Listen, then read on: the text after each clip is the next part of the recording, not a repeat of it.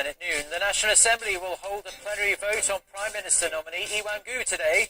The main opposition party is expected to reject his nomination after negative allegations surfaced during his confirmation hearing. For the first time ever, Korea's share of the global DRAM market topped 70% on the back of technological advances and steady demand. Plus, US President Barack Obama asked for Congress's approval to formally use military force against the Islamic State militant group. These stories and more on Newsline at noon.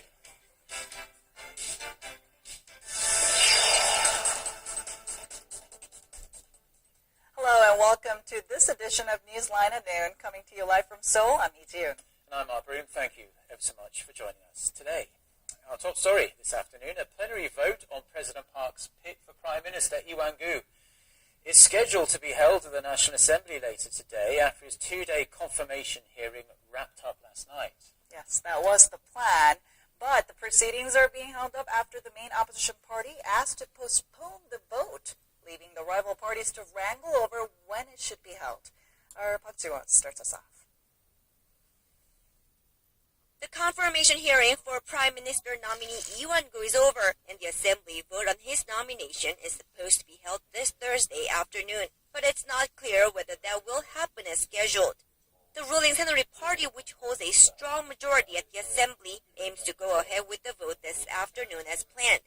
Speaking at the Assembly earlier in the day, the Conservative Party's chairman Kim Moo-sung urged the opposition party to cooperate and allow the vote to proceed as scheduled in order to avoid a vacuum in state affairs. However, the main opposition New Politics Alliance for Democracy Party says it wants to delay the vote to sometime later this month. Party floor leader Woo Yoon-gun stressed Thursday morning that, unfortunately, the nominee had fallen short of people's expectations due to various allegations surrounding his past. Woo added that if the ruling party presses ahead with the vote, the main opposition party will boycott it. Although Assembly Speaker Chung Eui-hwa has urged rival parties to compromise on the issue, few are hopeful about the prospects for that. If they continue to disagree, it will be the first major clash between the rival camps since the election of the main opposition party's new chairman Moon Jae-in on Sunday. Park Ji-won, Arirang News.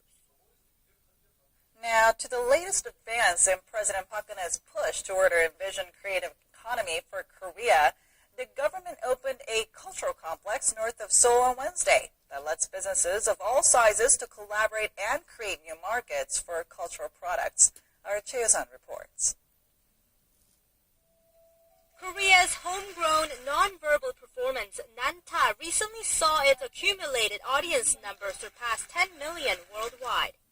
The longest-running show in Korea, featuring chefs prepping for a wedding banquet, was created by local actor-turned-producer Song Seung-hwan, who converged his childhood memory of his mother in the kitchen and the traditional Korean beads of samulori. Song, who marked the opening of the government's Cultural Creativity Complex on Wednesday, said he overcame many financial hurdles in the process of breathing life into his idea. The new creativity zone, in cooperation with entertainment and food conglomerate CJ, will cater to culturally creative minds like Song from the initial stages to global commercialization. 컨텐츠의 기획, 제작, 구현에 이르는 가치 사슬 전반을 지원하고 그 성과를 인재 양성과 기술 개발에 재투자하는 유기적 순환 구조의 플랫폼으로 만들어질 것입니다. Similar to the government's creative economy centers, which support manufacturing and ICT-based startups and SMEs, the Creativity Center inside the new complex will help those with ideas create cultural content that can appeal to consumers at home and abroad.